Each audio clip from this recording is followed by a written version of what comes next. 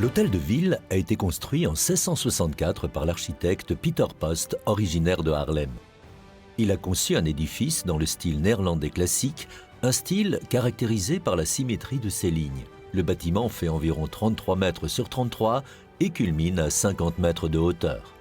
La construction a coûté 127 000 florins, une somme énorme à l'époque qui a été récoltée en augmentant les droits d'accise. Un impôt a également été levé sur les habitants des villages avoisinants pour assurer leur protection.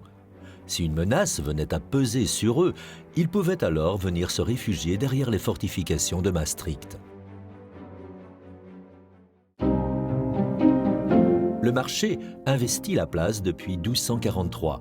Il se composait autrefois d'un marché aux légumes, d'un marché aux bestiaux et d'un marché aux bois. Le marché aux poissons se dressait à l'origine sur les berges de la Meuse. Il n'a rejoint la place du marché qu'à partir du XVIIe siècle. Aujourd'hui, les visiteurs viennent de toute le Régio pour visiter chaque mercredi et chaque vendredi ce marché où le dialecte maastrichtois côtoie les langues françaises, allemandes et néerlandaises.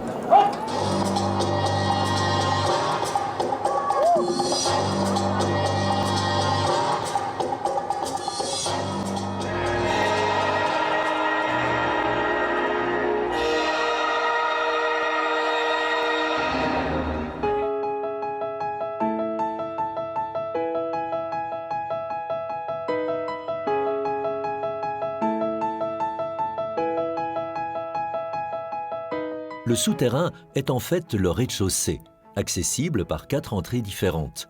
Une série de pièces voûtées occupe le centre du souterrain, où se trouvaient la pesée du gras, la pesée du malt et la pesée du grain. La pesée était une institution majeure à l'époque. Avant de pouvoir être vendues, toutes les marchandises étaient pesées sur la balance de la ville afin que des taxes puissent être levées. On y trouvait également un poste de garde, l'atelier de la ville et le bureau des geôliers. Les seaux utilisés pour éteindre les incendies étaient entreposés dans la galerie. Chaque nouvel habitant de la ville devait offrir un seau de ce type à la ville. En cas d'incendie, les seaux passaient de main en main pour circonscrire le feu. La méthode devait porter ses fruits car Maastricht n'a jamais eu à déplorer d'incendie majeur. Les sous-sols de l'hôtel de ville abritent 4 cachots baptisés chambres des suspects. C'est là que les suspects attendaient leur sentence. Au terme de la procédure, le verdict était proclamé. Exécution, supplice de la roue, amende, excommunication ou bien encore acquittement, mais pas d'incarcération. Notons que rares étaient les acquittements prononcés.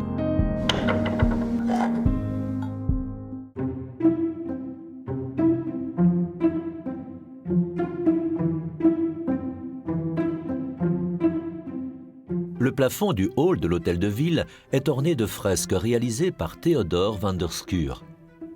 Les 4 saisons et les 4 éléments que sont l'eau, la terre, l'air et le feu sont représentés sur la grande voûte à coupole centrale. Au-dessus de l'entrée, sur une autre voûte, figurent les 4 vertus, tempérance, opiniâtreté, prudence et justice. Elles viennent rappeler les exigences auxquelles un organe de gouvernance juste doit satisfaire.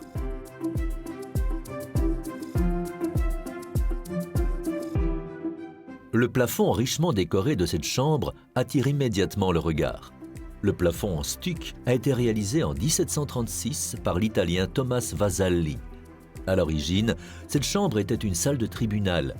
L'œuvre en stuc représente d'ailleurs le jugement de Salomon, un épisode de l'Ancien Testament qui illustre la difficulté et la finesse que doit exercer le juge pour rendre sa décision.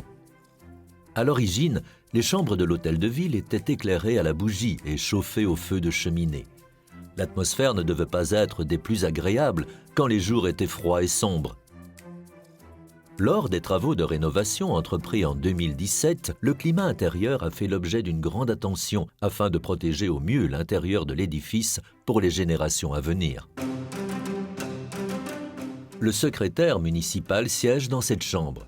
C'est le fonctionnaire le plus haut placé dans l'organigramme de la municipalité, l'équivalent du directeur général dans le secteur privé. Le greffe du conseil municipal siégeait autrefois dans cette chambre. Il y a plus longtemps encore, cette salle abritait la chambre des audiences, où les citoyens patientaient avant d'accéder dans la chambre des bourgmestres de la ville. La chambre du secrétaire abrite une série de tapis muraux, gobelins, de qualité exceptionnelle. À l'origine, ils ornaient les murs de la chambre princière. Ces tapis muraux représentent des panoramas de jardins officiels dans le style italien, avec des fontaines, des décorations de jardin, des terrasses, des fourrés, des oiseaux exotiques, mais aussi des plantes et des fleurs extraordinaires. L'étoile de Maastricht trône sur la partie supérieure des tapis, ce qui prouve que ces pièces ont été créées spécialement pour la ville.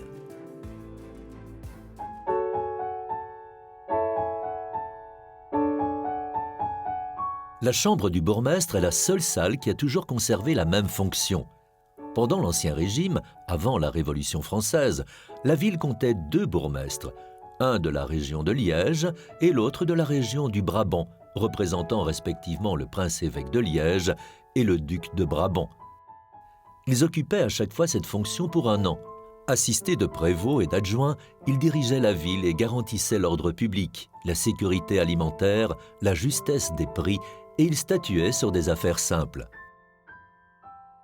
Après la chute de l'Ancien Régime, la Chambre fut mise à la disposition de l'unique bourgmestre restant, qui était également représentant du peuple et chef de la commune.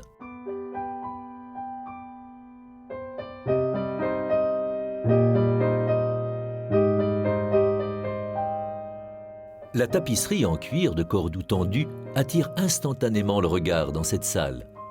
Cette tapisserie est l'une des rares à occuper encore sa place d'origine. Cette pièce est d'une importance majeure, tant sur la scène internationale que nationale, de par sa très belle qualité et les chinoiseries représentées.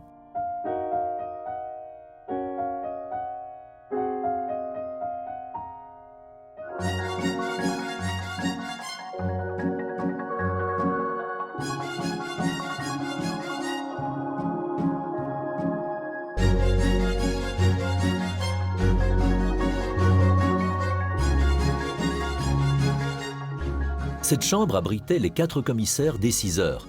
Tous les 2 ans, ces derniers venaient contrôler pendant 3 mois le travail des autorités locales. Ils représentaient les 2 hommes qui régnaient alors sur la ville, à savoir le duc de Brabant et l'évêque de Liège. Ils statuaient également sur les affaires en appel.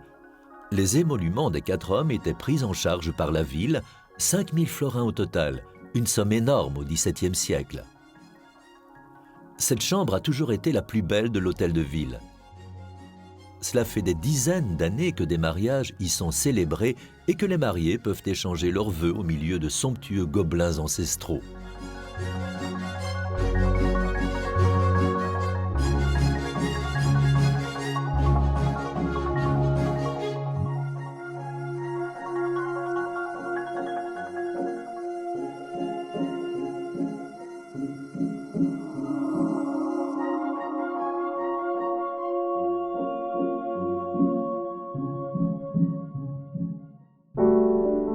À l'origine, la chambre du collège abritait la salle du conseil de l'hôtel de ville. En 1664, avant même que la construction du bâtiment ne soit entièrement achevée, c'est dans cette chambre que s'est tenue la première réunion du conseil municipal. Cette chambre est un parfait exemple de ce à quoi pouvait ressembler un cabinet de travail au XVIIIe siècle.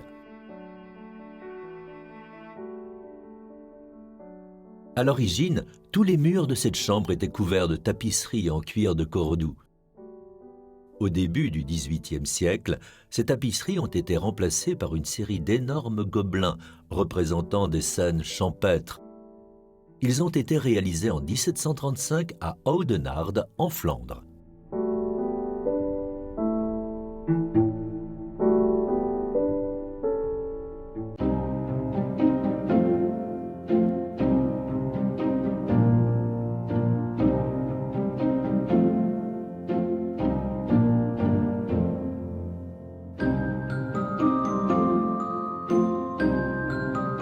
Les 136 balustres en bronze qui délimitent la galerie du premier étage comptent parmi les plus anciennes décorations de l'hôtel de ville. Les noms des donateurs y sont gravés, parmi lesquels se trouvent des bourgmestres, des hauts prévôts, des membres du conseil et autres magistrats, ayant exercé leurs fonctions aux alentours de 1667. La bibliothèque de la ville se trouvait depuis 1662 dans le grand espace situé au 2e étage. Les réunions du conseil municipal y furent ensuite organisées.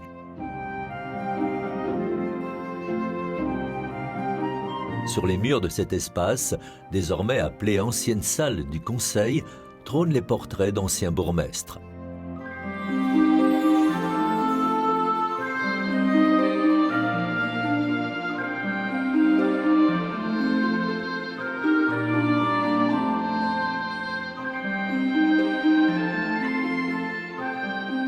Le grenier de l'hôtel de ville présente une impressionnante ossature en bois, qui se trouve encore en grande partie dans son état d'origine.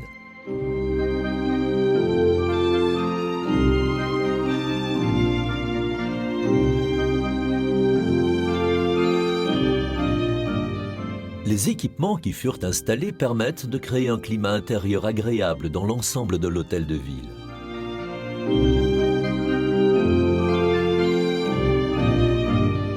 Le grenier permet également d'accéder à des zones cachées en empruntant de petits passages. Le grenier offre également une vue imprenable sur l'extérieur du socle en pierre de la tour.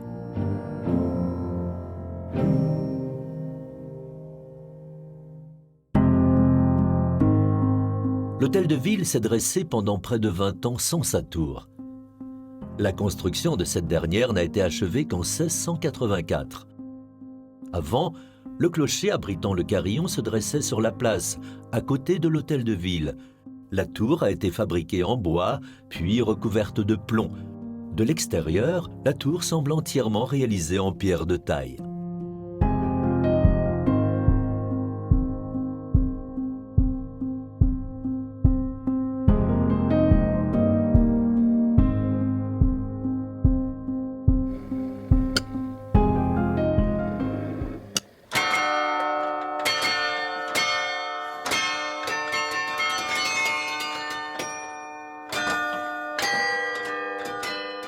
Chaque semaine, le carillonneur de la ville joue. Autrefois, le carillon était aussi un moyen de communication. Chaque cloche avait sa propre signification. Le carillon de la honte annonçait les exécutions. Le carillon du soir annonçait la fermeture des portes de la ville. Et si le carillon de l'alerte incendie retentissait, tous les hommes devaient sortir de l'hôtel de ville avec un seau à la main pour circonscrire le feu. Le carillon a donc longtemps joué le rôle de radio de bronze dans la ville.